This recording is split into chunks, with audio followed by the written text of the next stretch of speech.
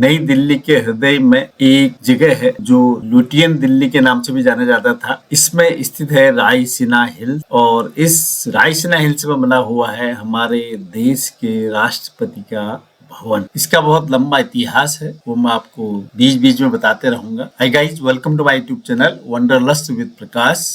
अगर हम रायसीना की ऊंचाई के बारे में बात करें तो ये जो आसपास के क्षेत्र से लगभग 59 फीट अधिक ऊंचाई पर है।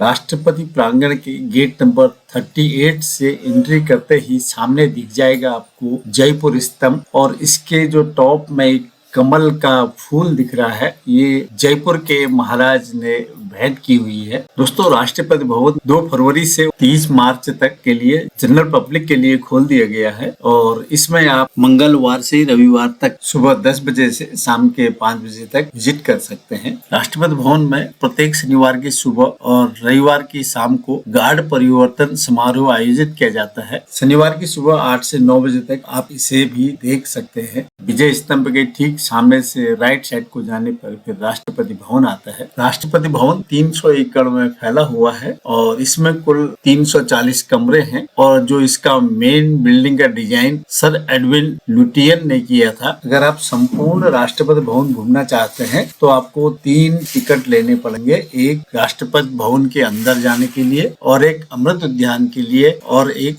म्यूजियम के लिए। प्रत्येक का टिकट 50 रुपया पर हेड है। तीनों टिकट में कम से कम 1 से 1.5 घंटे का फासला रखें और आप अमृत उद्यान जाएंगे तो वहीं से अंदर में अमृत उद्यान से भी म्यूजियम जा सकते हैं या गेट नंबर 30 से भी म्यूजियम में जा सकते हैं। 26 जनवरी के परेड जयपुर स्तंभ से ही शुरू होती है। आपको यहाँ से राष्ट्रपति भवन के अंदर प्रवेश करना पड़ेगा और राष्ट्रपति भवन के बाहर में तोपें भी लगी हुई हैं। गेट से एंट्री करते ही राइट साइड में रिसेप्शन है। रिसेप्शन हॉल, ये राष्ट्रपति भवन है। इसमें गुम्बद अंग्रेजों के टाइम के बने होंगे, बहुत बढ़िया गुम्बद बने हुए हैं। यह है राष्ट्रपति भवन का मॉडल और ये है रिसेप्शन और जो सामने राइट साइड में गेट दिख रहा है वहां से राष्ट्रपति भवन की अंदर एंट्री होगी। रिसेप्शन में बैठने के लिए भी चेयरें सोफा लगे हुए हैं और दीवार में जो पूर्व राष्ट्रपति हैं उन सारे राष्ट्रपतियों के भी चित्र लगे हुए हैं। राष्ट्रपति भवन के अंदर जाने के लिए टिकट जो है जैसे 12 बजे 12:30 बजे हर आधे घंटे के बाद के टिकट मिलेंगे। राष्ट्रपति भवन के अंदर कुछ भी नहीं ले जाने देंगे।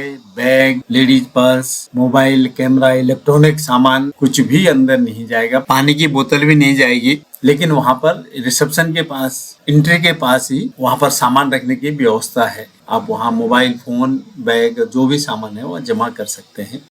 रिसेप्शन में ही सोविनियर एक शॉप है, यहाँ से आप सामान खरीद भी सकते हैं और खाने की भी चीजें यहाँ पर हैं वो भी खरीद सकते हैं, लेकिन आप राष्ट्रपति भवन के अंदर उनको ले नहीं जा सकते हैं।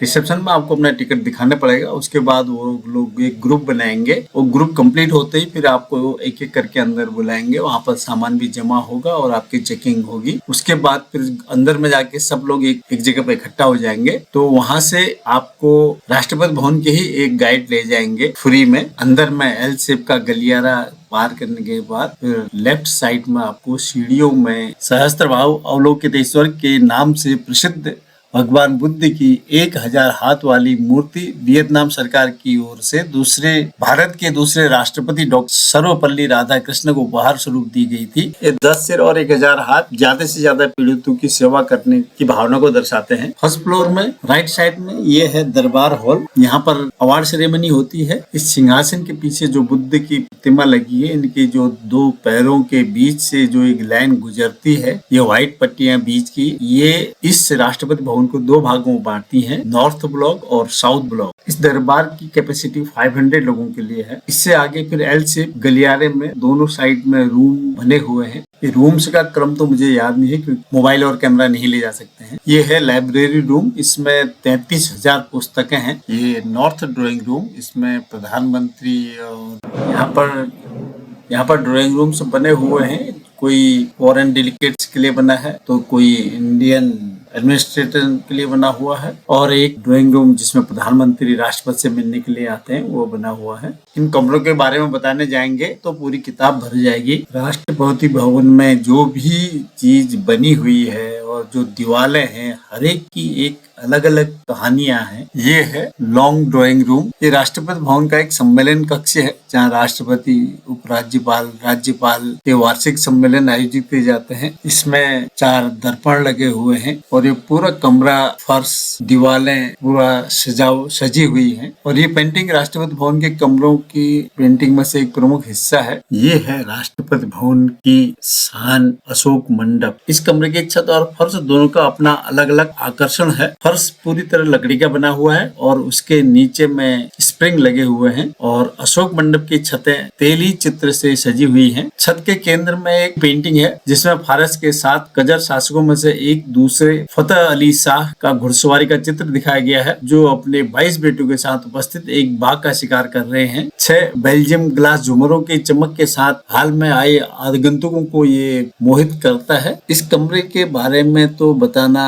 डिटेल में बहुत मुश्किल है। और एक ये फारसी कवि निजामी गजवी को भी जिसका चित्र लगाया गया है और इसमें एक फारसी महिला की कैनवस जो तेली पेंटिंग में बनी है, फारसी पोशाक पहने हुए है और एक हाथ में बर्तन पकड़े हुए फारसी महिला अलंकृत मुकुट से सजी हुई है। लेकिन ये चित्र किसका है ये किसी को मालूम नहीं है। साउथ ब्लॉक की ओर है यहाँ का दूसरा अट्रैक्शन। यह है बैंक्वेट हॉल, जिसमें 104 आदमी के बैठने की सुविधा है। बैंक्वेट हॉल में एक साथ 104 मेहमान खाना खा सकते हैं। भोज के दौरान दक्षिण दिशा की छोर में एक हेड बटलर खड़ा रहता है जहाँ पर 3 लाइटें लगी रहती हैं।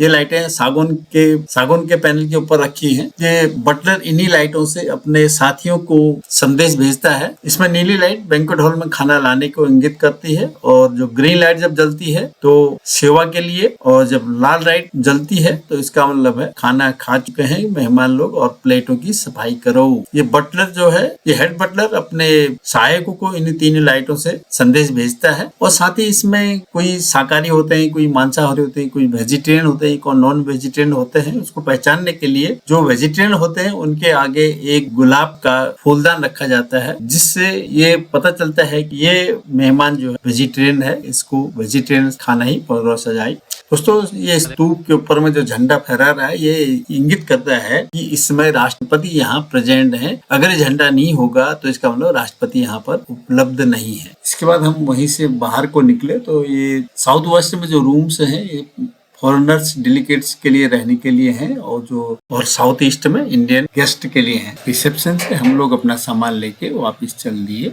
अब हम लोग राष्ट्रपति भवन से वापस आ गए हैं और अब हम जाएंगे म्यूजियम। हम अमृत उद्यान के अंदर से ही जाएंगे क्योंकि गेट नंबर 30 बहुत दूर पड़ेगा, इसलिए गेट नंबर 38 के पास में ही पैदल 2 मिनट का रास्ता है। गेट नंबर 12 आप यहाँ से अमृत उद्यान के अंदर से म्यूजियम जा सकते हैं। यह अमृत उद्यान से राष्ट्रपति भवन की फोटो। मेरे अगले ब्लॉग में देखें राष्ट्रपति म्यूजियम में क्या क्या है। तो दोस्तों, आपको ये राष्ट्रपति भवन के अंदर का ब्लॉग कैसा लगा जरूर कमेंट करें और मेरे चैनल को सब्सक्राइब करें और ब्लॉग को लाइक शेयर भी करें। Thank you for watching.